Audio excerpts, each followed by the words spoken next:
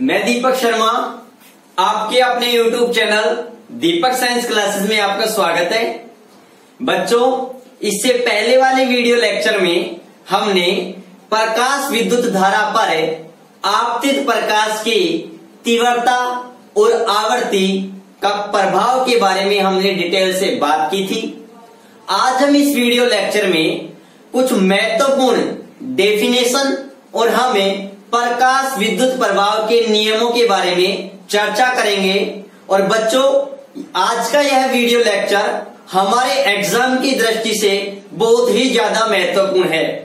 आज हमें निरोधी विभव, देहली आवर्ती और कार्यकलन के बारे में भी मैं डिटेल से बात करूंगा, जो हमारे बोर्ड एग्जाम की दृष्टि से बहुत ही ज्यादा इंपॉर्टेंट है। हर साल की तरह इस बार भी उन टॉपिकों से हमारे एग्जाम में क्वेश्चन पूछने की 100% संभावना है।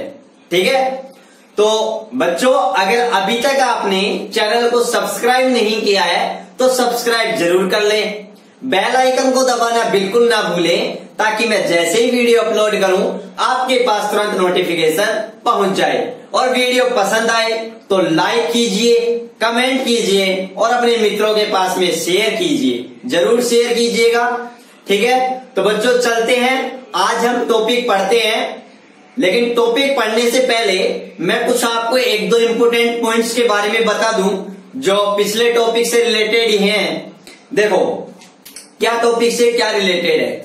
मैंने पिछले टॉपिक में बात की थी, एक तो निरोधी विभव और आवर्ती। मैंने ये भी बात की थी कि निरोधी विभव आवर्ती से किस प्रकार से निर्भर करता है। ठीक है ना, तो मैंने ये आपको ऐसे ग्राफ खींच करके मैंने आपको बताई थी कि अगर मैं एक्स एक्सिस पर क्या ले रहा हूं, आवर्ती ले रहा हूं, फ्रीक्वेंसी ले रहा हूं, ठीक है, और वाई एक्स पर मैं क्या ले रहा हूं, निरोधी विभव ले रहा हूं। निरोधी विभव जिसे अपन V0 से प्रदर्शित करते हैं। तो मैंने ये बात बताई थी आपको कि निरोधी विभव और आवर्ती के मध्य जब हम ग्राफ अपलोड करते हैं, ग्राफ खींचते हैं, तो हमारे पास ग्राफ एक सीधी सरल रेखा में प्राप्त होती है। ठीक है, और मैंने ये कहा था कि ये जो ग्राफ है, ये जो सीधी सरल रेखा है, ये एक्स अक्ष को जिस बिंदु पर काट रही है उस बिंदु को अपन क्या कहते हैं, देहली आवर्ती। क्या कहते हैं, देहली आवर्ती। उस आवर्ती को क्या कहते हैं, देहली आवर्ती कहते हैं। अब बच्चों, मैं आपके ये कोई दो मेटल है और उन दो मेटल के लिए मैं कोई आपको ग्राफ दिखा रहा हूं, जैसा आप देख रहे हो। माना ये धातु ए के लिए है, कोई मेटल ए है, और ये हमारे पास में कोई मेटल क्या है, बी है। ठीक है, याद रखना, इस मेटल ए के लिए जो देहली आवर्ती हमारे पास में न्यू नॉट ए है, और बी के लिए न्यू नॉट हमारे पास में क्या है, बी है। तो मैंने आपको बताया था कि प्रकाश विद्युत प्रभाव की घटना घटित होने के लिए यह जरूरी है कि आपतित प्रकाश की आवृत्ति देहली आवर्ती से क्या होनी चाहिए, अधिक होनी चाहिए। ठीक है, अगर हमें ए धातु है और इसकी अगर देहली आवर्ती न्यू नॉट ए है, तो इस पर जो आपतित प्रकाश की आवर्ती न्यू है उसका मान न्यू नॉट ए से क्या होना चाहिए, ज्यादा होना चाहिए। इसी प्रकार से हमारे पास में अगर ये कोई धातु बी है और ये उस धातु बी की क्या है, देहली आवर्ती न्यू नॉट बी है, तो आपतित प्रकाश की आवर्ती न्यू नॉट बी, या फिर मैं कहूं बी धातु के लिए जो देहली आवर्ती होती है उससे क्या होनी चाहिए, अधिक होनी चाहिए। तो ये बात हम ध्यान रखेंगे।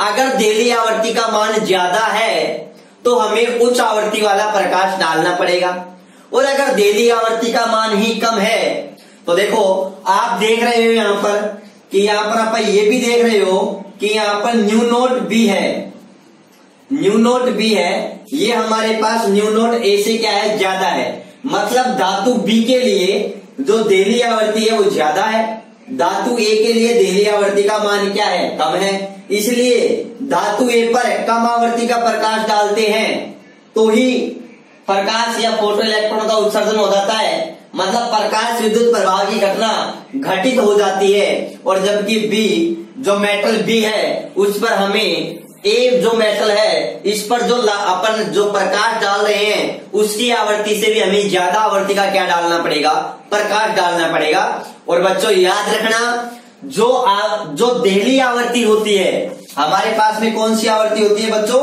देहली आवृत्ति। ये देहली आवृत्ति पदार्थ की प्रकृति पर डिपेंड करती है। ये जो मेटल का एक कैरेक्टर, एक इंपोर्टेंट कैरेक्टर होती है, एक इंपोर्टेंट लाक्षणिक गुण होता है जो किसी पदार्थ की नेचर पर डिपेंड करती है या उस पदार्थ के पृष्ठ पर डिपेंड करती है। ठीक है ना, ये इंपोर्टेंट पॉइंट है। तो ये मैंने आपको क्लियर किया। उसके बाद कुछ और इंपोर्टेंट पॉइंट है, जैसे मैं बात करूं जो प्रकाश विद्युत प्रभाव है, जो प्रकाश विद्युत प्रभाव है वो याद रखना वह प्रकाश की कौन सी प्रकृति को शो करता है, या फिर मैं कहूं प्रकाश की, या फिर मैं ये कहूं प्रकाश विद्युत प्रभाव की व्याख्या हम प्रकाश की किस प्रकृति से कर सकते हैं। तो याद रखना कणीय प्रकृति से। और प्रकाश की कणीय प्रकृति कौन सी है बच्चों, फोटोन है। और आपको मैं बताऊं फोटोन के लिए एक सिद्धांत दिया गया था और वो सिद्धांत कौन सा था, क्वांटम सिद्धांत। कौन सा सिद्धांत था, क्वांटम सिद्धांत। तो मैं ये भी कह सकता हूं कि प्रकाश विद्युत प्रभाव की व्याख्या हम किस सिद्धांत से कर सकते हैं, क्वांटम सिद्धांत से। और क्वांटम सिद्धांत हमें इन फोटोन के बारे में ही बताती है, जिसके बारे में मैं आने वाले वीडियो में डिटेल से डिस्कस करूंगा आपसे। ठीक है, तो ये याद रखना। और बाकी मैंने ऑप्टिक्स में बता भी रखा है कि प्रकाश विद्युत प्रभाव, प्रकाश विद्युत प्रभाव कॉम्पटन प्रभाव है, कॉम्पटन प्रभाव है और रमन प्रभाव, रमन प्रभाव, इनकी व्याख्या हम प्रकाश की किस प्रकृति से करते हैं, कणीय प्रकृति से।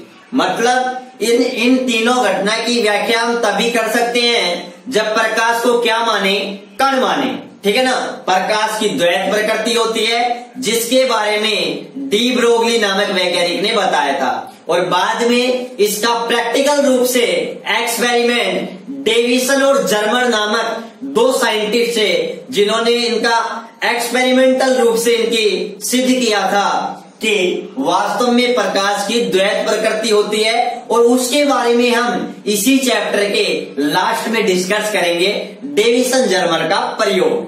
ठीक है बच्चों, और क्या इंपोर्टेंट पॉइंट आता है हमारे पास में, एक इंपोर्टेंट पॉइंट हमें यह भी आता है कि देखो प्रकाश विद्युत प्रभाव की व्याख्या आपने पढ़ा होगा कि जो सन 1900 है, सन 1900 पहले की जो फिजिक्स है, या फिर मैं कहूं सन 1900 से पहले की जो भौतिकी है उसे हम क्या कहते हैं, चिरसम्मत भौतिकी। क्या कहते हैं, चिरसम्मत भौतिकी कहते हैं। और सन 1900 के बाद की जो भौतिकी है उसे हम क्या कहते हैं, आधुनिक भौतिकी कहते हैं। तो बच्चों याद रखना, अच्छी तरीके से दिमाग में याद रखना, ये आधुनिक भौतिकी का ही सिद्धांत है। कौन सा, क्वांटम सिद्धांत। तो याद रखना प्रकाश विद्युत प्रभाव की व्याख्या चिरसम्मत भौतिकी, या फिर मैं कहूं चिरसम्मत तरंग सिद्धांत नहीं कर सका। ये भी याद रखना, इंपोर्टेंट हमारे एग्जाम में एक इंपोर्टेंट क्वेश्चन है कि प्रकाश विद्युत प्रभाव की व्याख्या जो क्लासिकल थ्योरी ऑफ वेव, या फिर मैं कहूं क्लासिकल वेव थ्योरी या चिरसम्मत तरंग सिद्धांत क्यों नहीं कर सका।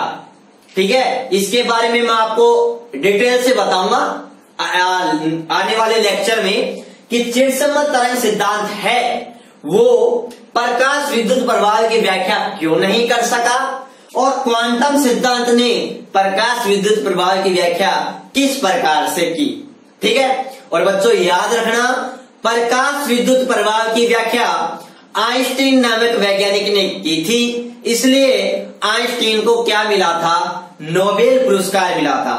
एक बहुत इंपोर्टेंट क्वेश्चन है कि आइंस्टीन को कंपटीशन एग्जाम में बहुत बार पूछा जाता है कि आइंस्टीन को नोबेल पुरस्कार किसके लिए मिला था। और बच्चों ऑप्शन में क्या देता है, ऑप्शन में देता है E बराबर mc² समीकरण, या फिर देता है सापेक्षिकता का सिद्धांत के लिए, सापेक्षिकता के सिद्धांत के लिए, या फिर देता है क्वांटम सिद्धांत के लिए, या फिर देता है 4 नंबर, या फिर मैं कहूं किसके लिए, प्रकाश विद्युत प्रभाव के लिए। तो बच्चों याद रखना, आइंस्टीन को जो नोबेल पुरस्कार मिला था वो किसके लिए मिला था, प्रकाश विद्युत प्रभाव के लिए मिला था। ठीक है, तो ये पॉइंट हो गए हमारे पास में।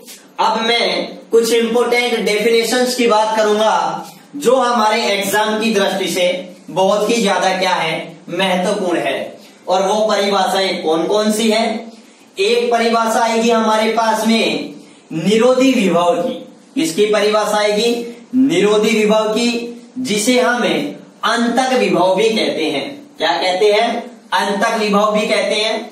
एक परिभाषा हमारे पास आएगी देहली आवृत्ति की, और एक परिभाषा हमारे पास में क्या आएगी, क्या आएगी बच्चों, कार्यफलन की। किसकी परिभाषा आएगी, कार्यफलन की, जो हमारे एग्जाम की दृष्टि से बहुत ही ज्यादा महत्वपूर्ण है। ठीक है, तो देखो सबसे पहले मैं बात करता हूं कुछ महत्वपूर्ण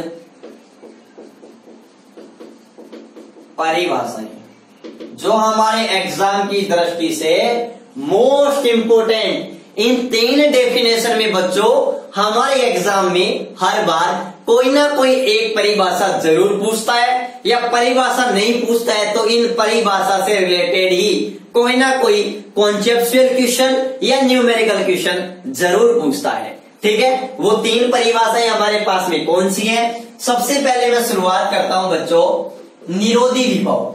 किसकी बात करता हूं मैं, निरोधी विभव की बात करता हूं, जिसे हमें अंतक विभव भी कहते हैं। क्या कहते हैं, अंतक विभव भी कहते हैं। तो बच्चों निरोधी विभव या अंतक विभव किसे कहते हैं, निरोधी विभव या अंतक विभव किसे कहते हैं। तो मैंने आपको बताया था, जब मैंने, याद करो, जब मैंने एनोड पर ऋणात्मक विभव लगाया था, नेगेटिव विभव लगाया था, और उसके बाद में मैंने उस नेगेटिव विभव के मान में जैसे जैसे वृद्धि की थी, तो एक एनोड पर एक नेगेटिव, या फिर मैं कहूं एनोड पर एक ऐसा नेगेटिव विभव आया था जिस पर परिपथ में प्रकाश विद्युत धारा का मान क्या हो गया था, 0 हो गया था, 0 हो गया था। ठीक है, और हमने उस पोटेंशियल को क्या कहा, अंतक विभव या निरोधी विभव कहा था। तो इसकी परिभाषा बच्चों हमारे पास में क्या निकल करके आती है कि वह ऋणात्मक विभव है जिस पर परिपथ में प्रकाश विद्युत धारा का मान क्या हो जाता है, 0 हो जाता है, उसे अपन क्या कहते हैं, निरोधी विभव कहते हैं। ठीक है, तो इसकी परिभाषा क्या निकल करके आएगी हमारे पास में, वह ऋणात्मक को बच्चों हम मंदक भी यहां बोल सकते हैं। वह ऋणात्मक या वह मंदक विभव है जिस पर परिपथ में प्रकाश विद्युत धारा का मान, प्रकाश विद्युत धारा का मान 0 हो जाता है, 0 हो जाता है, उसे क्या कहते हैं, निरोधी विभव, उसे निरोधी विभव कहते हैं। और निरोधी विभव को किससे प्रदर्शित करते हैं, इसे सामान्यतः V0 से क्या करते हैं बच्चों, प्रदर्शित करते हैं। क्या करते हैं, प्रदर्शित करते हैं। तो ये बात याद रखना, हमारे पास बहुत इंपॉर्टेंट पॉइंट आया है, और वो पॉइंट क्या निकल करके आया है कि वह ऋणात्मक विभव है, या फिर मैं कहूं, मैं ये कह सकता हूं एनोड का, ये नेगेटिव विभव भी क्या किसका है, एनोड का, या फिर मैं इसको ऐसे भी कह सकता हूं एनोड पर वह ऋणात्मक विभव है जिस पर वह ऋणात्मक विभव जिस पर परिपथ में प्रकाश विद्युत धारा का मान क्या हो जाता है बच्चों, शून्य हो जाता है, उसे अपन क्या कहते हैं, निरोधी विभव कहते हैं। ठीक है, ये बात याद रखना। अब अगर मैं आपसे बात करूं तो आप ये भी याद रखना, अगर मैं निरोधी विभव और आवर्ती के बीच में मैं ग्राफ अपलोड करूं तो मैंने ये एक्स अक्ष है, ये हमारे पास में वाई अक्ष है, ये हमारे पास में क्या है, निरोधी विभव, वाई अक्ष पर मैंने निरोधी विभव ले लिया और निरोधी विभव को V0 से क्या करते हैं, प्रदर्शित करते हैं। ये मैंने क्या ले ली, आवर्ती ले ली, आवर्ती को मैंने न्यू से प्रदर्शित कर लिया। तो मैंने कहा था अगर निरोधी विभव और आवर्ती के बीच में ग्राफ खींचते हैं तो एक सीधी सरल रेखा हमें प्राप्त होती है। तो इसका मतलब क्या हुआ, जैसे जैसे हम आवर्ती बढ़ाते हैं वैसे वैसे निरोधी विभव का मान भी क्या होता है, बढ़ता है। और ठीक है, याद रखना हमारे पास एक्स अक्ष पर जो ये सीधी सरल रेखा काट रही है तो आवर्ती के उस मान को हम क्या कहते हैं बच्चों, उस मान को हम कहते हैं देहली आवर्ती। क्या कहते हैं, देहली आवर्ती। आप ये भी अच्छी तरीके से याद रखना, ठीक है ना। और दूसरी बात मैं बात करूं, एक इंपोर्टेंट पॉइंट निकल करके आता है हमारे पास, और वो पॉइंट क्या निकल करके आता है, वो पॉइंट ये आता है हमारे पास कि निरोधी विभव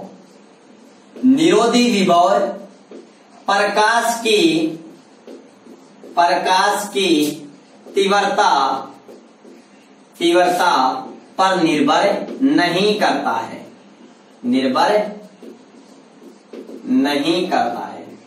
ये बात याद रखना बच्चों अच्छी तरीके से कि जो निरोधी विभव होता है वो प्रकाश की तीव्रता पर निर्भर नहीं करता है। इंपोर्टेंट पॉइंट है हमारे पास में, बहुत ही इंपोर्टेंट पॉइंट है। फिर किस पर निर्भर करता है, ये याद रखना, निरोधी विभव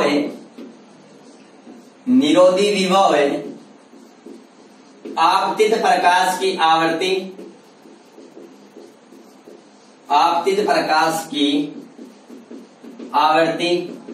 एवं पदार्थ की प्रकृति पर निर्भर करता है। ये पॉइंट याद रखना, मैं आपको पूछूंगा, ठीक है ना। जब याद रखना आगे आएंगे टॉपिक उनके अंदर हमारे पास में ये पॉइंट ये मान के समझना, रामबाण ब्रह्मास्त्र साबित होंगे हमारे लिए, ठीक है ना। कौन सा पॉइंट, कि निरोधी विभव है वो प्रकाश की तीव्रता पर डिपेंड नहीं करता है। किस पर डिपेंड करता है, आपतित प्रकाश की आवर्ती पर, मतलब मैं कहूं जो आपतित प्रकाश है उसकी फ्रीक्वेंसी पर डिपेंड करता है, और जो कोई भी सबस्टेंस है, कोई भी पदार्थ है, उसकी नेचर पर क्या करता है, डिपेंड करता है, उसकी प्रकृति पर निर्भर करता है। तो बच्चों ये हमारे पास में निरोधी विभव हो गया, जिसकी परिभाषा हमारे एग्जाम की दृष्टि से बहुत महत्वपूर्ण है। आप इसका स्क्रीनशॉट लीजिए, ठीक है। अब बच्चों हम बात करते हैं देहली आवर्ती के बारे में, ठीक है। तो अब हम शुरुआत करते हैं देहली आवर्ती किसे कहते हैं। तो देखो बच्चों, जब मैंने आपको बताया था हाल्बास और लेनार्ड के प्रयोग में कि जब हम कैथोड पर एक निश्चित न्यूनतम आवृत्ति का प्रकाश डालते हैं तो ही कैथोड से प्रकाश इलेक्ट्रॉनों का क्या होता है, उत्सर्जन होता है। और बच्चों हम उसे न्यूनतम निश्चित आवृत्ति के प्रकाश को ही हमने क्या कहा था, देहली आवर्ती कहा था। या फिर मैं कहूं कि किसी भी धातु से, या फिर मैं कहूं कैथोड से इलेक्ट्रॉनों के उत्सर्जन के लिए जो न्यूनतम निश्चित आवृत्ति की जो प्रकाश होता है, उस प्रकाश की आवृत्ति को ये अपन क्या कहते हैं, देहली आवर्ती कहते हैं। क्या कहते हैं, देहली आवर्ती कहते हैं। मैं एक बार फिर से इसकी डेफिनेशन को रिपीट कर रहा हूं, ध्यान से समझना कि वह न्यूनतम निश्चित आवृत्ति जो किसी धातु की सतह से इलेक्ट्रॉनों को बाहर निकालने के लिए या उत्सर्जन कराने के लिए आवश्यक होती है, उस आवर्ती वाले प्रकाश को ये अपन क्या कहते हैं, देहली आवर्ती कहते हैं। या उस आवर्ती को क्या कहते हैं, देहली आवर्ती कहते हैं। उसके संगत तरंग दैर्ध्य को, वेवलेंथ को क्या कहते हैं? देहली तरंग दैर्ध्य कहते हैं। देहली आवर्ती को न्यू नोट से और देहली तरंग दैर्ध्य को लैम्डा नोट से या लैम्डा 0 से प्रदर्शित करते हैं। ठीक है, तो हमने क्या लिखा, हमने क्या पढ़ा अभी तक? देहली आवर्ती किसे कहते हैं? तो देखो देहली आवर्ती की मैं डेफिनेशन लिख रहा हूं, अच्छी तरीके से बच्चों याद कर लेना, एग्जाम की दृष्टि से हमारे लिए बहुत ही महत्वपूर्ण है। ठीक है ना, सारा खेल प्रकाश विद्युत प्रभाव का इस देहली आवर्ती के इर्द गिर्द ही है। ठीक है ना, तो किसे कहते हैं?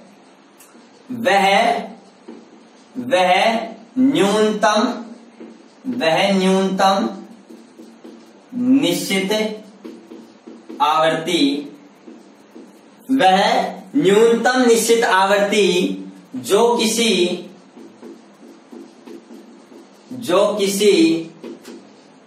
धातु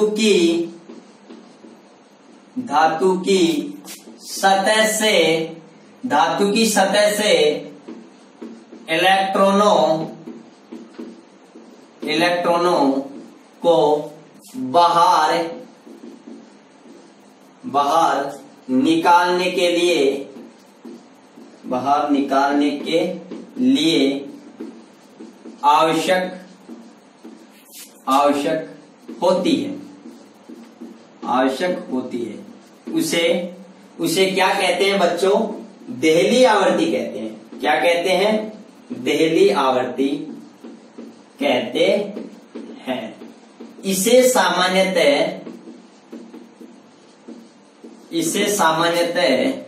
न्यू नोट से प्रदर्शित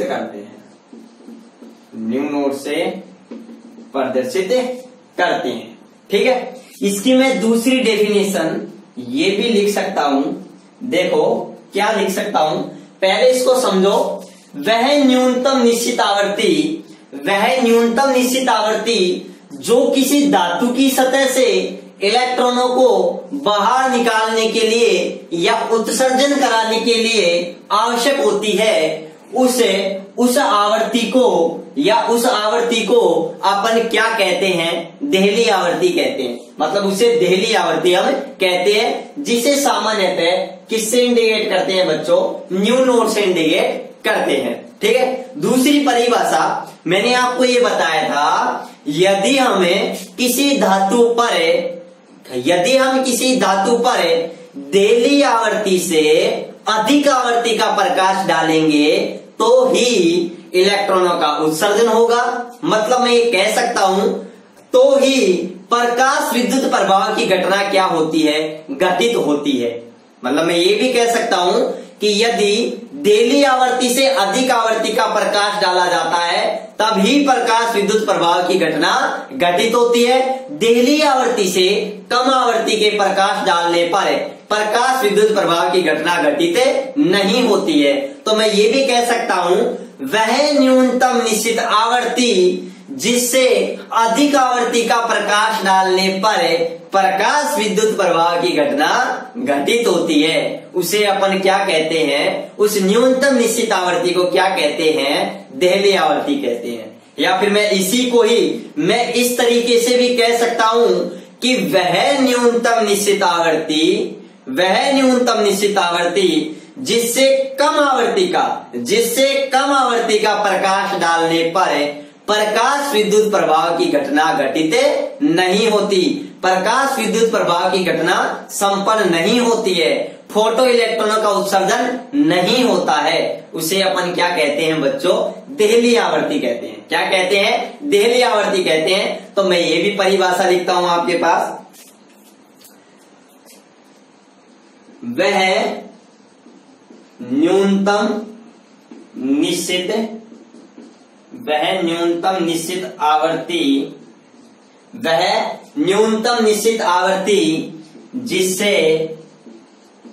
जिससे कम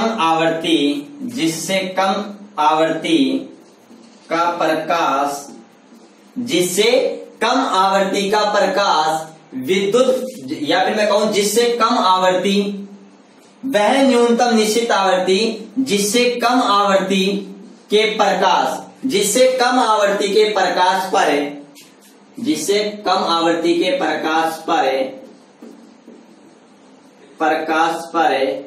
प्रकाश विद्युत प्रभाव की घटना घटित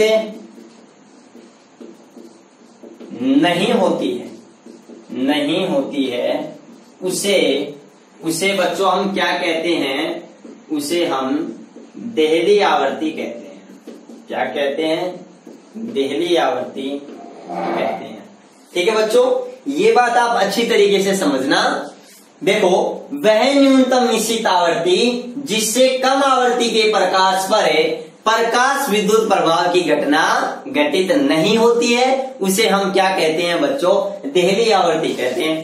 तो हम इन दोनों परिभाषा से एक बात तो हम समझ गए, यदि या फिर मैं कहूं प्रकाश विद्युत प्रभाव के लिए हमारे पास एक शर्त तो हमें समझ में आ गई। क्या शर्त समझ में आ गई? प्रकाश विद्युत प्रभाव की घटना के लिए आपतित प्रकाश की जो आवृत्ति होती है, जिसे हम न्यू से प्रदर्शित करते हैं, उसका मान देहली आवृत्ति से क्या होना चाहिए? अधिक होना चाहिए। देहली आवृत्ति से क्या होना चाहिए? अधिक होना चाहिए। अगर अधिक होगी तो प्रकाश विद्युत प्रभाव की घटना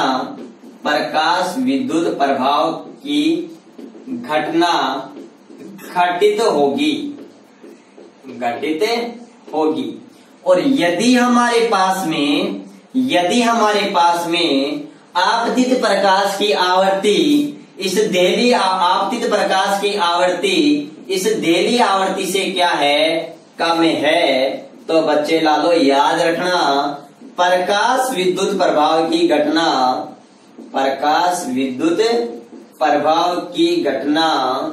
घटित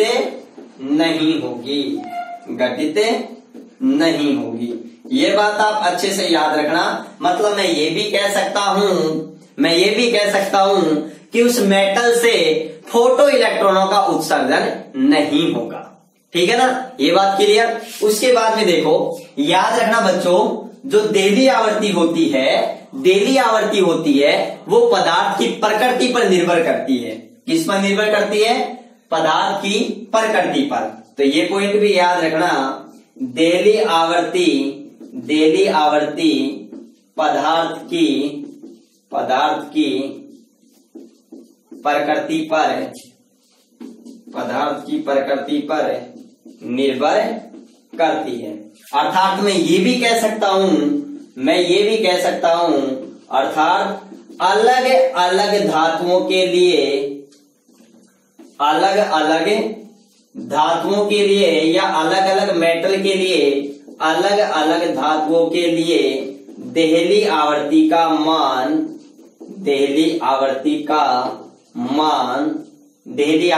मान क्या होता है बच्चों?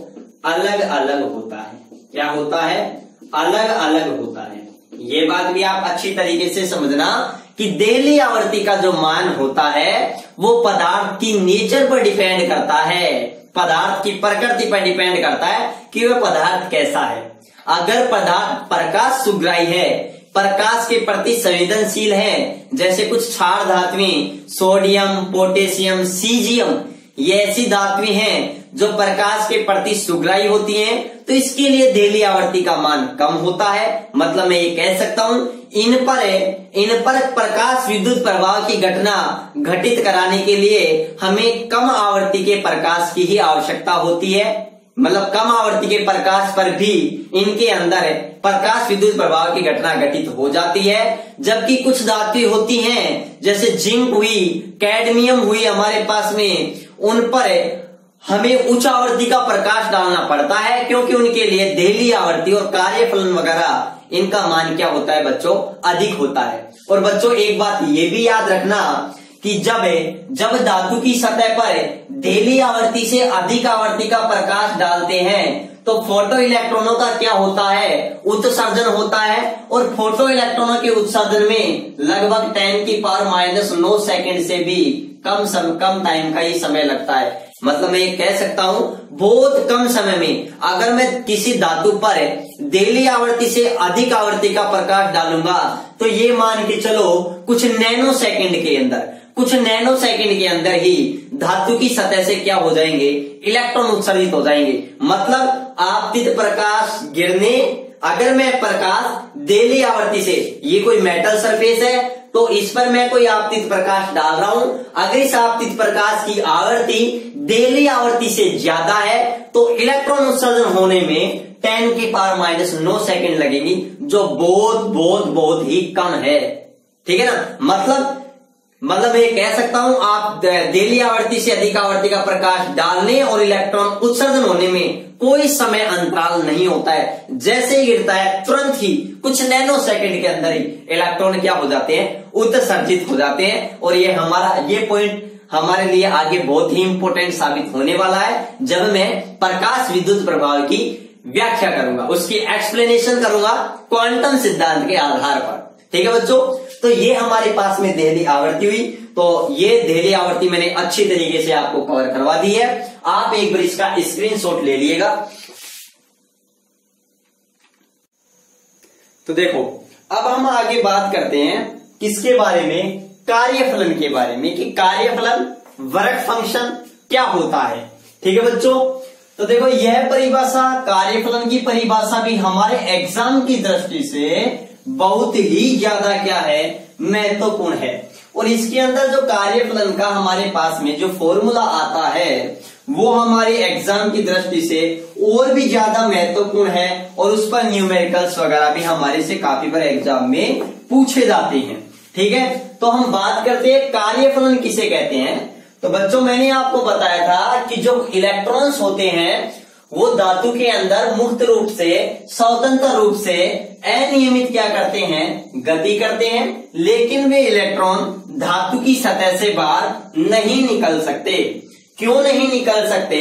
क्योंकि उन इलेक्ट्रॉनों पर अंदर की तरफ एक परिणामी आकर्षण बल कार्य करता है जिसके कारण वे इलेक्ट्रॉन धातु की सतह से बाहर नहीं निकल सकते।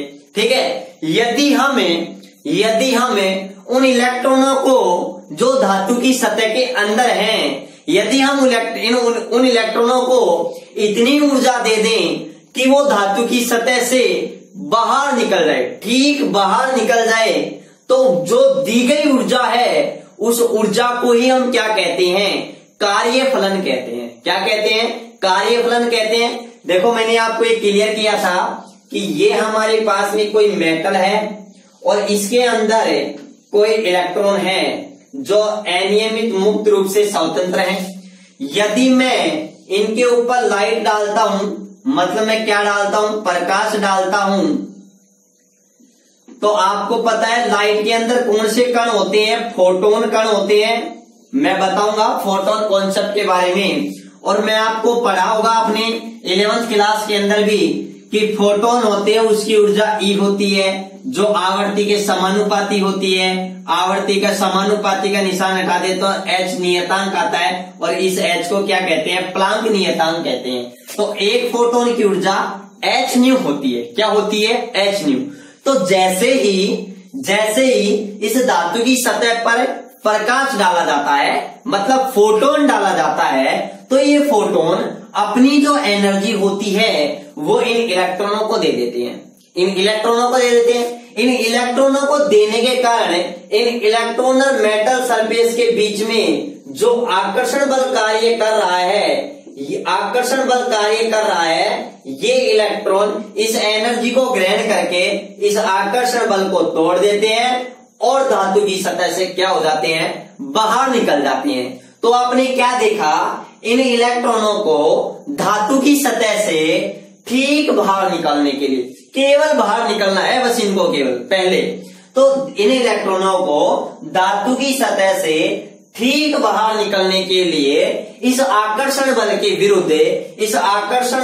विरुद्ध कुछ कार्य करना पड़ता है और इस कार्य के लिए उसको ऊर्जा की जरूरत पड़ती है, और उस ऊर्जा को ही बच्चों अपन क्या कहते हैं, कार्यफलन कहते हैं। क्या कहते हैं, कार्यफलन कहते हैं। या फिर मैं कहूं उस कार्य को ही क्या कहते हैं, ऊर्जा कहते हैं, क्योंकि ऊर्जा भी एक प्रकार का कार्य है, कार्य भी एक प्रकार का ऊर्जा है। ठीक है ना, ये बात आप ध्यान रखना। ठीक है ना भाई, ऊर्जा क्या है, कार्य का ही एक रूप है। तो सबसे इंपॉर्टेंट पॉइंट आता है कि कार्य फलन किसे कहते हैं। तो याद रखना, वह न्यूनतम निश्चित ऊर्जा, वह न्यूनतम निश्चित ऊर्जा जो बिना गतिज ऊर्जा प्रदान किए, बिना गतिज ऊर्जा। बिना गतिज ऊर्जा का मतलब, मेरा मतलब ये है कि ये इलेक्ट्रॉनों को केवल इतनी ऊर्जा कि बस ये केवल बाहर निकल जाए, गति नहीं करे। मतलब ये कहूं कि इन इलेक्ट्रॉनों को शून्य गतिज ऊर्जा, शून्य गतिज ऊर्जा से बाहर निकालने के लिए, मतलब अगर मैं इन इलेक्ट्रॉनों को इतनी एनर्जी दे रहा हूं कि ये बाहर भी निकल रहे हैं और गति भी कर रहे हैं, तो मैं देखो जब इन इलेक्ट्रॉनों को ऊर्जा देते हैं तो वो दो रूपों में कार्य करती है। कुछ ऊर्जा तो इन इलेक्ट्रॉनों को बाहर निकालने का कार्य करती है, और जो बच जाती है, जो शेष एनर्जी बच जाती है, उस एनर्जी से इलेक्ट्रॉन गतिज ऊर्जा ग्रहण करते हैं। ठीक है ना, तो मैं उस ऊर्जा की बात कर रहा हूं, केवल और केवल उस ऊर्जा की बात कर रहा हूं जो इन इलेक्ट्रॉनों को ठीक, इन इलेक्ट्रॉनों को धातु की सतह से ठीक बाहर निकालती है। इनको कोई गतिज ऊर्जा उस टाइम नहीं होती है, मतलब शून्य गतिज ऊर्जा से बाहर निकालती है। ठीक है ना, तो याद रखना है ये पॉइंट को आप अच्छी तरीके से। तो मैं बात करता हूं कार्यफलन की परिभाषा हमारे पास में क्या आती है। तो हमारे पास का जो तीसरा पॉइंट है वो है हमारा कार्यफलन। और बच्चों इस कार्यफलन को ही हम देहली ऊर्जा भी कहते हैं। क्या कहते हैं, देहली ऊर्जा भी कहते हैं, वर्क फंक्शन। ठीक है, अब देखो कार्यफलन हम किसे कहते हैं, तो देखो किसे कहते हैं, वह न्यूनतम निश्चित ऊर्जा, वह न्यूनतम निश्चित ऊर्जा, ऊर्जा। और बच्चे लालो, ये न्यूनतम निश्चित ऊर्जा इलेक्ट्रॉनों को बिना गतिज ऊर्जा, बिना गतिज ऊर्जा प्रदान किए है। ठीक है ना, ये मैं केवल उस ऊर्जा की बात कर रहा हूं जो इलेक्ट्रॉनों को ठीक सतह से बाहर निकालती है, बस।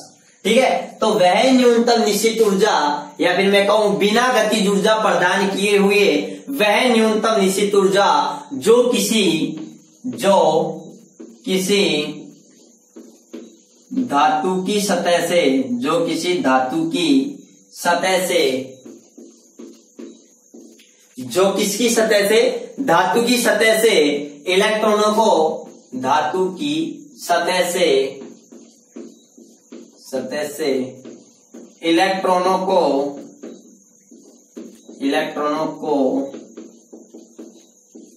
बाहर निकालने के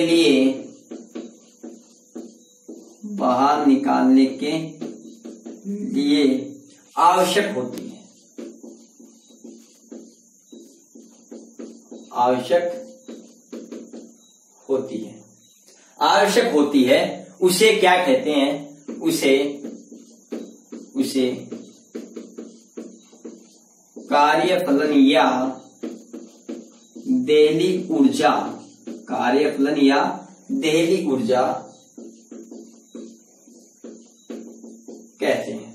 ठीक है बच्चों, ये बात क्लियर। दूसरा इंपॉर्टेंट पॉइंट, अगर मैं इसी के अंदर बात करूं तो पहले मैं ये बात करता हूं, इसे सामान्यतः या तो W नोट या फिर फाई नोट से क्या करते हैं, प्रदर्शित करते हैं। ये बात अच्छी तरीके से याद रखना, इसे W नोट या फाई नोट से प्रदर्शित करते हैं। ठीक है बच्चे लालो, ये बात क्लियर।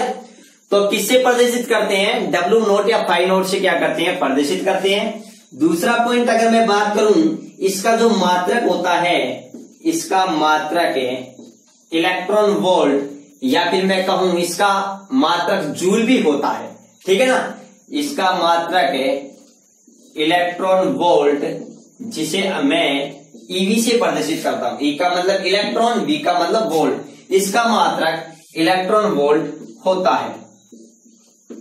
ठीक है ना। और बच्चे लोगों याद रखना एक इंपॉर्टेंट पॉइंट कि 1 इलेक्ट्रॉन वोल्ट के अंदर कितने जूल होते हैं, 1.6 इंटू 10 की पावर माइनस 19 जूल होते हैं। 1 इलेक्ट्रॉन वोल्ट के अंदर कितने जूल होते हैं हमारे पास में, 1.6 इंटू 10 की पावर माइनस 19 जूल होते हैं। ये बात हमारे लिए बहुत ही महत्वपूर्ण है। यदि हमें कार्यफलन का मान किसमें दे रखा है, इलेक्ट्रॉन वोल्ट में दे रखा है, तो हम उसको जूल में चेंज कर लेंगे। जैसे आपको दिया कि 2 इलेक्ट्रॉन वोल्ट, तो 2 इलेक्ट्रॉन वोल्ट को आप जूल में किस प्रकार से चेंज करोगे, तो किस प्रकार से चेंज करोगे, आपको पता है कि 1 इलेक्ट्रॉन वोल्ट के अंदर कितने जूल होते हैं, 1.6 इंटू 10 की पावर माइनस 19 जूल होते हैं। तो 2 के अंदर कितने हो गए, 2 से मल्टीप्लाई कर देंगे, तो 16 दूनी 32, 3.2 इंटू 10 की पावर माइनस 19 जूल। ठीक है ना। इस प्रकार से हमें चेंज करना अच्छी तरीके से आना चाहिए। ठीक है ना। दूसरी बात, अब देखो मैंने और क्या बताया, जब आपको ये दे रखा है, देखो ये छोटे छोटे कन्वर्जन ही हमको न्यूमेरिकल रूप से स्ट्रॉन्ग बनाएंगे, बेसिक कॉन्सेप्ट को हमारे को क्लियर करेंगे और हमें मजबूत, हमारी फिजिक्स को स्ट्रॉन्ग करेंगे, ये छोटी छोटी चीजें ही। ठीक है ना। तो देखो इधर और क्या याद रखना, मैंने आपको ये बताया कि 1 इलेक्ट्रॉन वोल्ट के अंदर कितने जूल होते हैं, 10 की पावर माइनस 19 जूल होते हैं। अगर आपसे एक क्वेश्चन पूछ लिया जाए कि 1 जूल में कितने इलेक्ट्रॉन वोल्ट होते हैं, ठीक है, तो आपको मैं 1 जूल की बात कर रहा हूं, तो ये तो कितना जूल है, 1.6 इंटू 10 की पावर माइनस 19 जूल है। अगर मैं इसको 1 से मल्टीप्लाई कर दूं तो क्या कोई फर्क पड़ेगा, क्या नहीं फर्क पड़ेगा। अब आपको क्या पूछा, 1 जूल, ये 1 तो ऐसे कैसे भी इस जूल को भी साथ रख लो, तो बाकी का क्या दे दो, इसके अंदर एक गुणा में तो इधर आएगा, तो किस में आ जाएगा, भाग में आ जाएगा। तो 1/1.6 इंटू 10 की पावर माइनस 19। तो एक बात बताओ, 1 जूल के अंदर कितने इलेक्ट्रॉन वोल्ट हो गए, हमारे पास में इलेक्ट्रॉन वोल्ट हो गए, ये ऑलरेडी इलेक्ट्रॉन वोल्ट में था। तो अगर आपको जूल दे रखा है और अगर उसको इलेक्ट्रॉन वोल्ट में चेंज करना है, तो आप देख रहे हो 1.6 इंटू 10 के पावर माइनस 19 का क्या देंगे, भाग देंगे। और अगर आपको इलेक्ट्रॉन वोल्ट दे रखा है, जूल में चेंज करोगे तो आप इससे मल्टीप्लाई करोगे, मतलब गुना करोगे। देखो और हमें क्या स्ट्रॉन्ग बनाना है, और हमें ये भी स्ट्रॉन्ग बनाना है, ध्यान से समझो। ये पिछले एनडीए 2019 के अंदर एनडीए के अंदर क्वेश्चन भी पूछा था, और बहुत सिंपल क्वेश्चन है, आप कैसे भी पूछ सकता है, एक मेगा इलेक्ट्रॉन वोल्ट में कितने जूल होते हैं। तो बच्चों बहुत सिंपल सी बात है, मेगा का मतलब कितना हो गया, मेगा का मतलब कितना होता है, 10 की पावर 6। तो बस आप इसको, बाकी तो देखो 1 इलेक्ट्रॉन वोल्ट सेम है, तो 1 इलेक्ट्रॉन वोल्ट में तो आपको पता है 1.6 इंटू 10 की पावर माइनस 19 जूल होती है। तो मेगा आ गया, तो मेगा का मतलब 10 की पावर 6, तो यहाँ पर भी 10 की पावर 6 से मल्टीप्लाई कर दो। तो देखो 10 की पावर 6 यहाँ पर प्लस की है, यहाँ पर किसकी है, माइनस की है, किसकी है, माइनस की है। तो हमारे पास में यहाँ कितना बच जाएगा, 1.6 इंटू 10 की पावर माइनस 13, ये क्या हो गया, जूल हो गया। देखो माइनस 19 प्लस 6, तो हमारे पास में कितना बच जाएगा, माइनस के 13। ठीक है बच्चों, ये हमारे पास में 1 मेगा इलेक्ट्रॉन वोल्ट के अंदर हमारे पास में कितने जूल होते हैं, वो हो गया। इसी प्रकार से हम मिली, माइक्रो सब कुछ में ऐसे चेंज कर सकते हैं, कोई दिक्कत नहीं है, हमारे बेसिक कॉन्सेप्ट क्लियर होने चाहिए। ठीक है ना। तो ये पॉइंट आप अच्छी तरीके से याद रखना। ठीक है। उसके बाद में देखो मैं आपसे और चर्चा करता हूं इसके बारे में, कार्यफलन के बारे में, कि कार्यफलन का हमारे पास में क्या फॉर्मूला निकल करके आता है। तो बच्चों कार्यफलन का जो फॉर्मूला निकल करके आता है वो हमारे पास में ये आता है कि जो कार्यफलन होता है, क्या होता है, कार्यफलन होता है जिसे W या हमें फाई नोट से या W नोट से प्रदर्शित करते हैं। इसका जो मान होता है वो कितना होता है बच्चों, H न्यू नोट।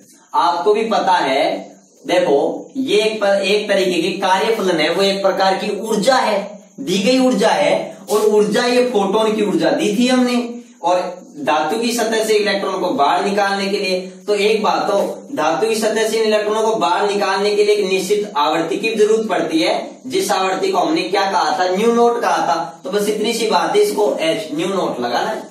ठीक है ना। और मैंने आपको कहा था कि जिस प्रकार से देहली आवृत्ति का मान पदार्थ की प्रकृति पर निर्भर करता है, उसी प्रकार से कार्यफलन का मान भी पदार्थ की प्रकृति पर निर्भर करता है। अलग अलग पदार्थ या अलग अलग धातुओं के लिए इसका मान भी बच्चों क्या होता है, अलग अलग होता है। क्या होता है, अलग अलग होता है। तो ये बात याद रखना। यहाँ पर एक इंपॉर्टेंट मैं बात बताऊं, जहां हमारे पास में W0 या फाई नोट तो क्या है बच्चों, कार्यफलन है, वर्क फंक्शन है, ठीक है। H क्या है हमारे पास में, प्लांक नियतांक है। क्या है बच्चों, प्लांक नियतांक, मैक्स प्लांक कांस्टेंट है, जिसका मान 6.62 into 10⁻⁻34 into joule into second होता है, ठीक है। और यहाँ न्यू नोट हमारे पास में क्या है बच्चों, देहली आवर्ती होती है, जिसका मान अलग अलग पदार्थों के लिए क्या होता है, अलग अलग होता है। ये जो फॉर्मूला है हमारे लिए ब्रह्मास्त्र साबित होने वाला इस चैप्टर के अंदर, बहुत ज्यादा काम में आएगा। न्यूमेरिकल क्वेश्चन भी बनते हैं, देहली आवर्ती का मान दे दे तो आपको देहली आवर्ती का मान दे दे तो इसे प्लांक कांस्टेंट से गुणा कर देंगे तो वर्क फंक्शन आ जाएगा, ठीक है। वर्क फंक्शन दे दे तो और आपसे देहली आवर्ती का मान पूछे तो वर्क फंक्शन के अंदर प्लांक कांस्टेंट का अगर आप भाग दे दोगे तो देहली आवर्ती का मान आ जाएगा। इस प्रकार से दो न्यूमेरिकल तो यहाँ पर सिंपल से बन गए अपना हमारे पास में, ठीक है ना। और देखो कार्यफलन के बारे में क्या इंपॉर्टेंट फैक्ट्स है, ये बात भी हम जानेंगे डिटेल से, ठीक है। तो देखो सबसे पहले अगर मैं बात करूं तो मैं ये बात कर सकता हूं कि कार्यफलन का मान अलग अलग धातुओं के लिए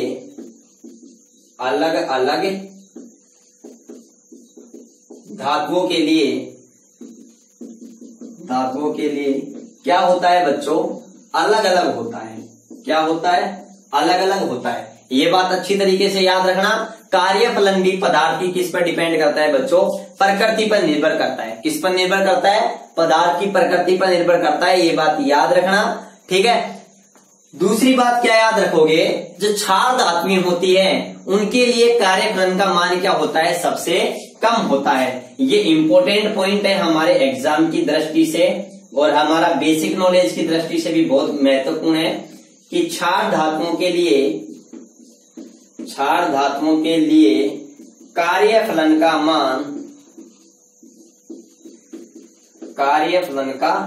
मान सबसे कम होता है, सबसे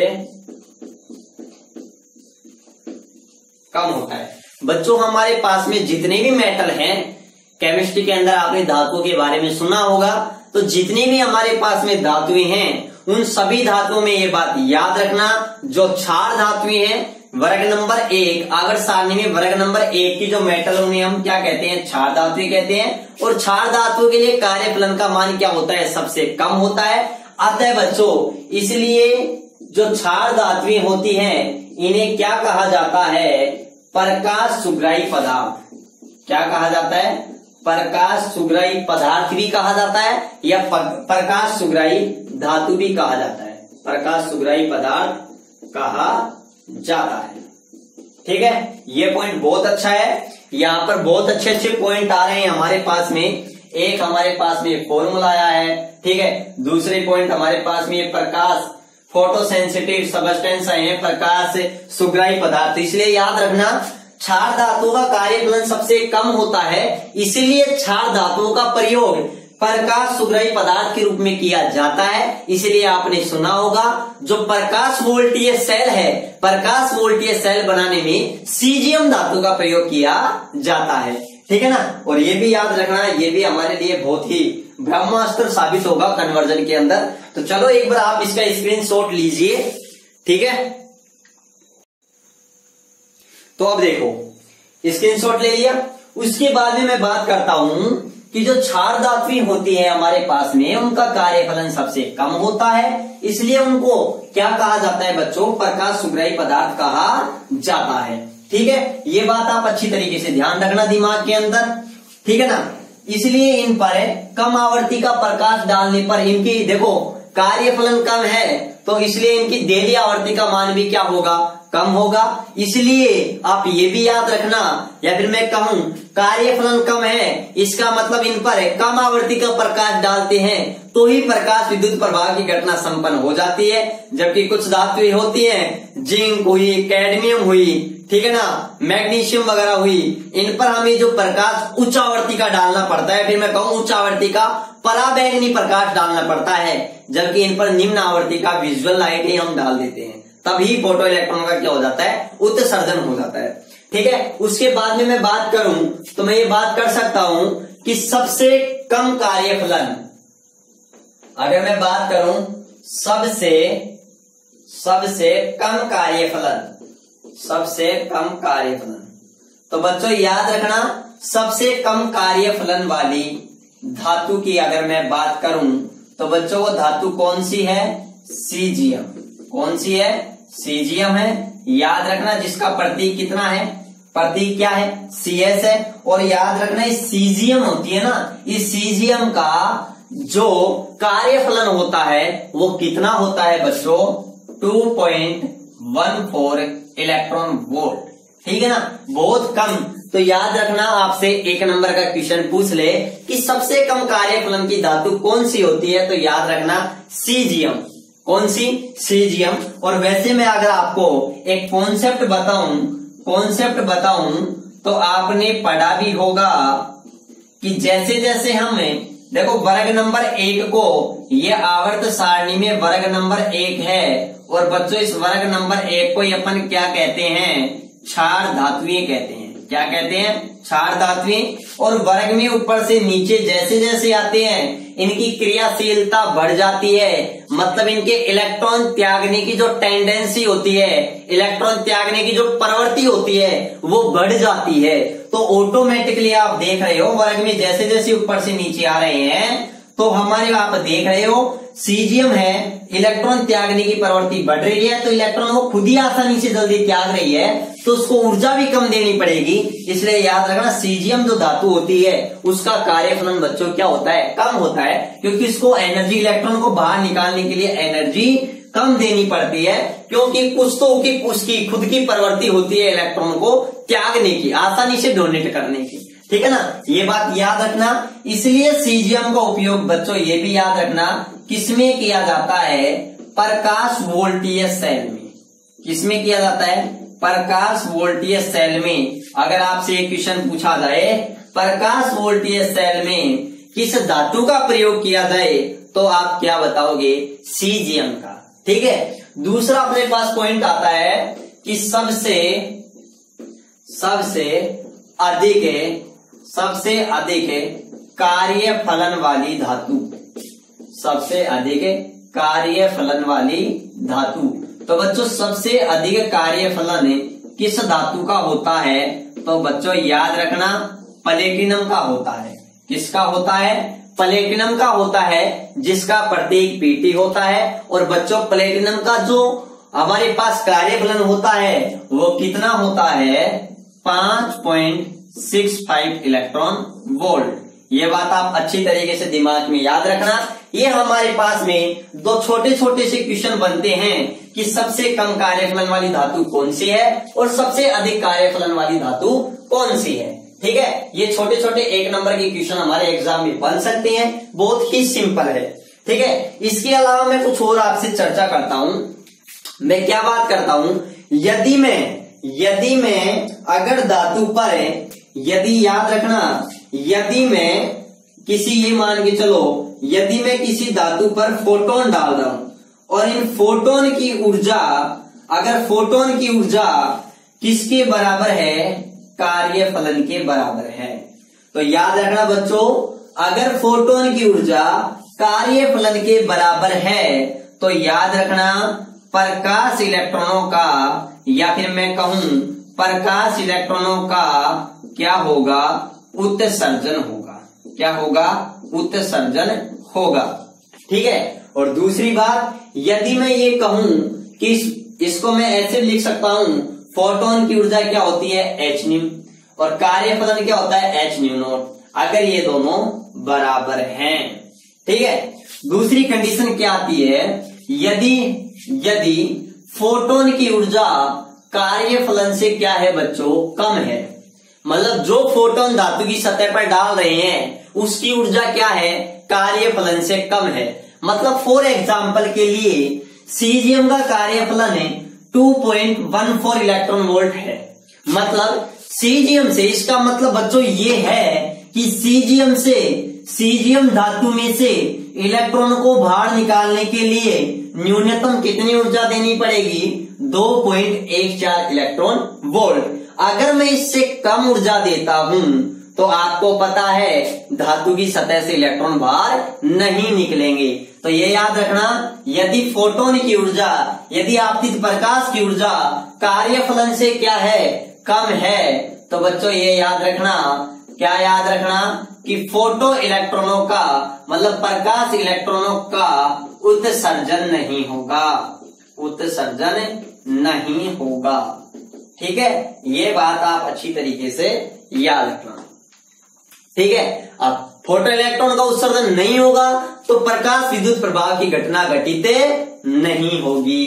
ठीक है, उसके बाद में देखो एक पॉइंट ये भी याद रखना, जिस धातु का कार्यफलन मैं कहूं जितना ज्यादा होगा उस धातु के इलेक्ट्रॉनों की जो काइनेटिक एनर्जी होगी वो क्या होगी, कम होगी। मतलब मैं ये कह सकता हूं, देखो मेरे पास में आप ये मान के चलो, मैं आपको एक एग्जांपल ले रहा हूं, और एग्जांपल क्या ले रहा हूं कि ये मेरे पास में सीजियम धातु है और ये मेरे पास में क्या है, प्लेटिनम धातु है। आपको पता है सीजियम धातु से इलेक्ट्रॉनों को बाहर निकालने के लिए कम से कम 2.14 इलेक्ट्रॉन वोल्ट फोटोन की ऊर्जा, या फिर मैं कहूं 2.14 इलेक्ट्रॉन वोल्ट ऊर्जा के बराबर फोटोन की ऊर्जा होनी चाहिए, तभी सीजियम धातु से इलेक्ट्रॉनों का क्या होगा, उत्सर्जन होगा। इसी प्रकार अगर मैं प्लेटिनम से इलेक्ट्रॉन निकालना चाहता हूं तो कम से कम मैं कितनी आवृत्ति का फोटोन डालूंगा, 5.65 इलेक्ट्रॉन वोल्ट ऊर्जा का मैं क्या डालूंगा, फोटोन डालूंगा। अब आप ये मान के चलना, क्या मान के चलोगे कि मैं जो फोटोन डाल रहा हूं दोनों धातुओं पर, उस फोटोन की जो ऊर्जा है वो कितनी है, आप ये मान के चलना 6 इलेक्ट्रॉन वोल्ट है। कितनी है, 6 इलेक्ट्रॉन वोल्ट है। देखो बहुत अच्छी तरीके से समझा रहा हूं, ध्यान से समझना, बहुत मजेदार तरीके से। तो जब मैं इन धातुओं पर, दोनों धातुओं पर समान ऊर्जा का फोटोन डाल रहा हूं और वह ऊर्जा मैंने कितनी मान ली, 6 इलेक्ट्रॉन वोल्ट। तो जब मैं इस पर 6 इलेक्ट्रॉन वोल्ट ऊर्जा का फोटोन डालूंगा तो 2.14 इलेक्ट्रॉन वोल्ट ऊर्जा तो इलेक्ट्रॉनों को बाहर निकालने के लिए खर्च हो जाएगी। शेष एनर्जी, जो शेष एनर्जी बचेगी, वो शेष एनर्जी हमारे पास में बच्चों कितनी बचेगी, वो हमारे पास बचेगी 3.86 इलेक्ट्रॉन वोल्ट। ये हमारे पास में शेष ऊर्जा रह जाएगी। तो ये ऊर्जा ज्यादा है, तो शेष बची ऊर्जा ज्यादा है, तो ये बची ऊर्जा ज्यादा है, तो ये फोटो इलेक्ट्रॉनों को गतिज ऊर्जा क्या प्रदान करेगी, अधिक प्रदान करेगी। क्या प्रदान करेगी, अधिक काइनेटिक एनर्जी प्रदान करेगी। ठीक है, और यहां पर देखो 6 इलेक्ट्रॉन वोल्ट में से 5.65 इलेक्ट्रॉन वोल्ट तो ऊर्जा इलेक्ट्रॉनों को धातु की सतह से बाहर निकालने में खर्च हो गई। समझ रहे हो ना। तो बच कितनी गई बच्चों, 0.35 इलेक्ट्रॉन वोल्ट। तो इस ऊर्जा से ये इलेक्ट्रॉन क्या करेंगे, गति करेंगे। तो एक बात बताओ, यहाँ पर ये ऊर्जा क्या है, कम है, इसलिए इन इलेक्ट्रॉनों की जो काइनेटिक एनर्जी होगी वो कम होगी। ठीक है ना, इसलिए मैंने छोटा और यहाँ पर देखो मैंने बड़ा। ठीक है ना। तो अब आप समझ गए कि जिस धातु का कार्यफलन कम है उससे उत्सर्जित फोटो इलेक्ट्रॉन की गतिज ऊर्जा ज्यादा होगी। मतलब उससे जो इलेक्ट्रॉन उत्सर्जित होंगे उनकी गतिज ऊर्जा ज्यादा होगी, और जिस धातु का कार्यफलन ज्यादा है उससे उत्सर्जित इलेक्ट्रॉनों की गतिज ऊर्जा क्या होगी, कम होगी। तो ये सारे कॉन्सेप्ट मैंने आपको कार्यफलन के बहुत डिटेल से समझा दिए। अगर आप स्क्रीनशॉट लेना चाहो तो ले सकते हो। ठीक है बच्चों। चलो बच्चों देखो, इसके बाद में हम पढ़ते हैं लेनार्ड व मिलीकन के प्रयोग। जिन्हें बच्चों प्रकाश विद्युत प्रभाव के नियम के भी नाम से जाना जाता है। देखो हालवास, उसके बाद लेनार्ड आया, उसके बाद मिलिकन भी आया।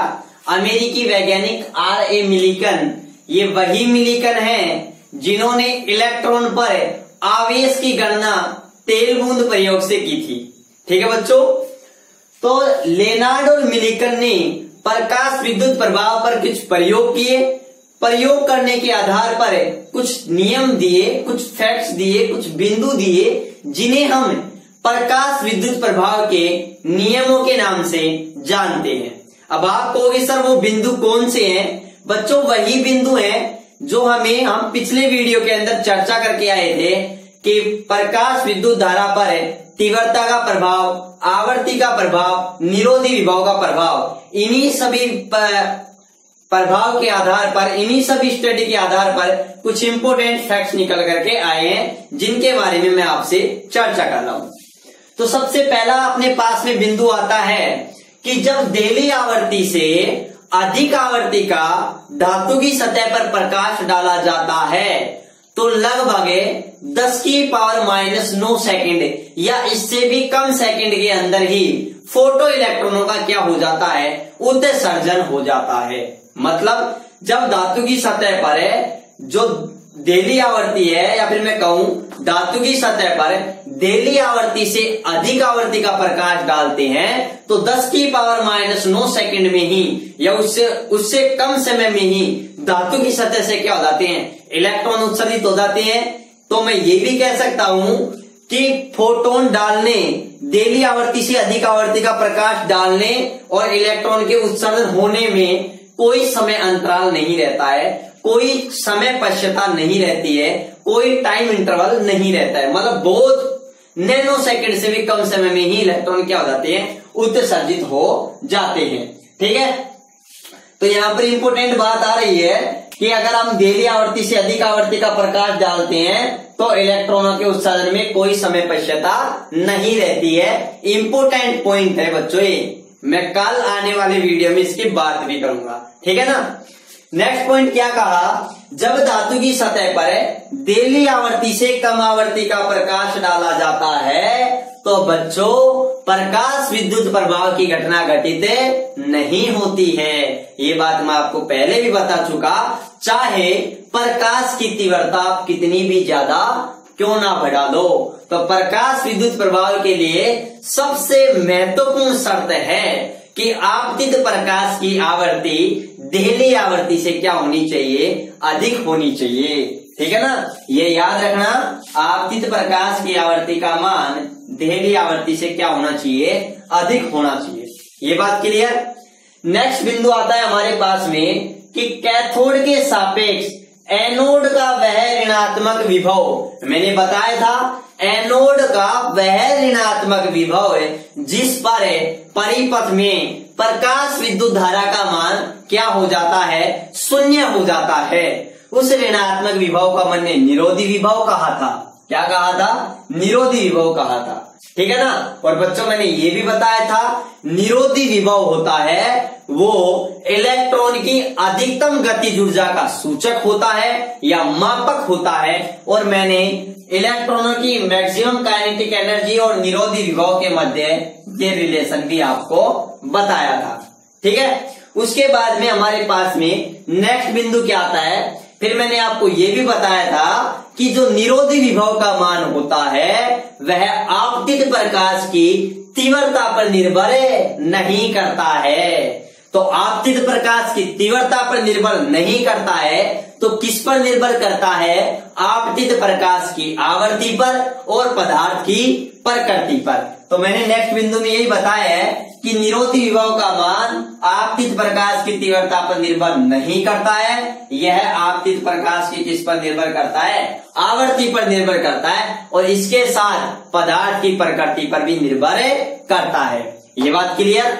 नेक्स्ट देखो, नेक्स्ट बिंदु क्या है कि प्रकाश विद्युत धारा का मान, मैंने बच्चों बताया था कि प्रकाश विद्युत धारा का मान आप आपतित प्रकाश की तीव्रता के क्या होता है, समानुपाती होता है। मतलब अगर प्रकाश की तीव्रता बढ़ाएंगे तो प्रकाश विद्युत धारा का मान भी क्या होगा, बढ़ेगा।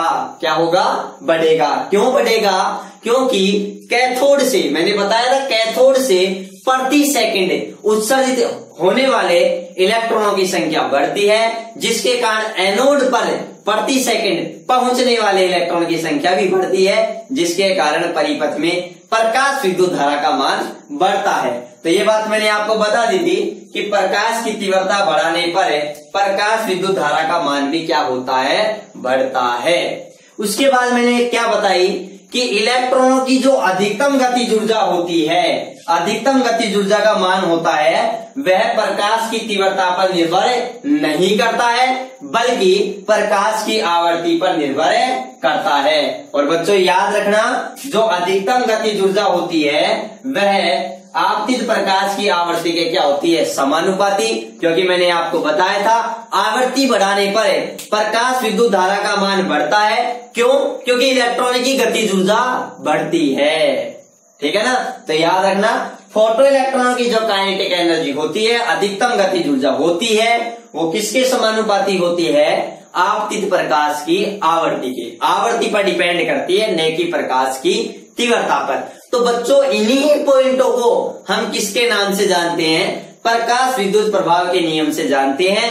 यदि हमारे एग्जाम में क्वेश्चन आता है कि प्रकाश विद्युत प्रभाव के नियम लिखे, तो हमें यही पॉइंट लिखना है। यदि क्वेश्चन इस प्रकार से आता है, हालवास और लेनार्ड के प्रयोगों के प्रकाश विद्युत प्रभाव पर किए गए प्रयोगों के निष्कर्ष लिखिए, तो भी हमें यही बात लिखनी है। ठीक है बच्चों, तो यहां तक ये क्लियर। आज तक हम यहीं तक पढ़ेंगे। कल आने वाला जो वीडियो लेक्चर होगा उसके अंदर हम सबसे पहले ये बात करेंगे कि जो चिरसम्मत तरंग सिद्धांत था, जो क्लासिकल वेव थ्योरी थी, वो फोटो इलेक्ट्रिक इफेक्ट की एक्सप्लेनेशन, व्याख्या क्यों नहीं कर सकी। ठीक है। उसके बाद हम पढ़ेंगे फोटोन का कॉन्सेप्ट, फोटोन अवधारणा के बारे में बात करेंगे। और उसके बाद में एक बहुत ही इंपोर्टेंट टॉपिक, आइंस्टीन का प्रकाश विद्युत समीकरण, उसके बारे में मैं डिटेल से बात करूंगा। उसको व्युत्पन्न करेंगे, जो हमारे एग्जाम की दृष्टि से बहुत ही ज्यादा महत्वपूर्ण है। ठीक है बच्चों।